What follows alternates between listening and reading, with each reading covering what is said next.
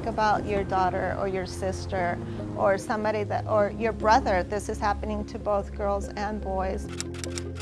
You don't have to be physically held. You don't have to be physically constrained. It is all a mental manipulation. It's a mental brainwashing that takes place. This is one of the most horrific injustice we have in our communities right now. My exploitation started at 12, so it started really, really young.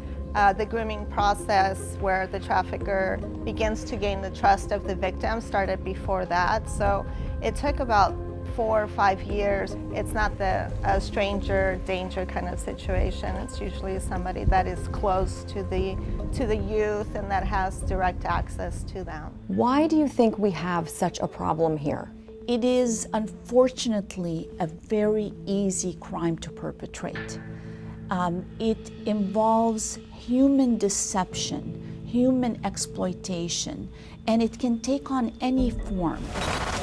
Drugs are the first criminal industry everywhere in the world and right here in San Diego. Second is the selling and buying of human beings for purpose of profit. That's human trafficking.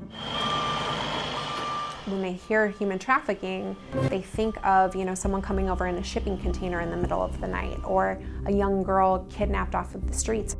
Here in San Diego, it's our neighbors trafficking our neighbors. It's our middle schoolers trafficking our middle schoolers. It's not out there away from us across the border. It's our own girls and our own boys from our own neighborhoods. I call it psychological kidnap. That is what they use. That's the simplest way to think about it.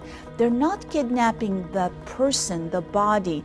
They're kidnapping their mind so the person believes that they're going along voluntarily when they're really not. They never had a chance. One of the favorite lines is, "Just this one time." But once that first time happens, they've been transformed. They feel lesser, they feel cheap, they feel like a product to be sold. This is like a cult. It's kind of the same mindset where they are brainwashing you to think that there's no way out. I did not feel I could get out. He had told me that there was people that didn't care about me. There was nobody that I could trust. I didn't know there was a way out. According to recent FBI statistics, San Diego ranks 13th in the nation in terms of child sex trafficking. It happens in foster care, the high schools, and on the streets. But though awareness has grown, we still have a lot of work to do to eradicate trafficking from our world. We must pause and really let the severity of this issue sink in. Most importantly, we must pray and we must act.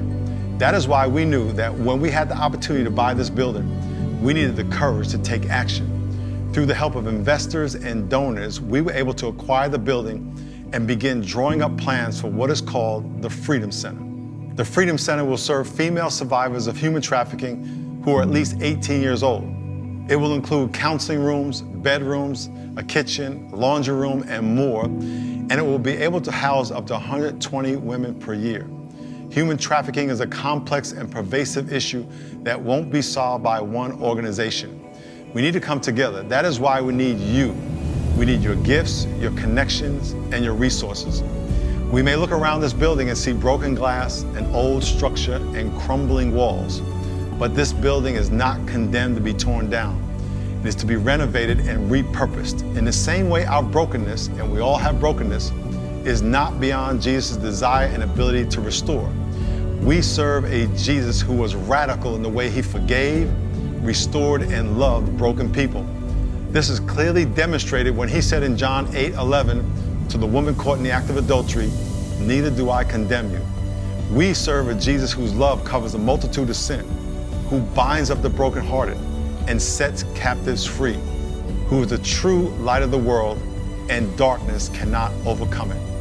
We believe that no area of town, no physical space, and no person is beyond the redemptive capacity of God's love.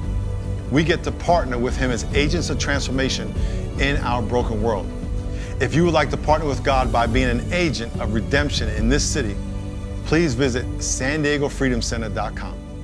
That's SanDiegoFreedomCenter.com.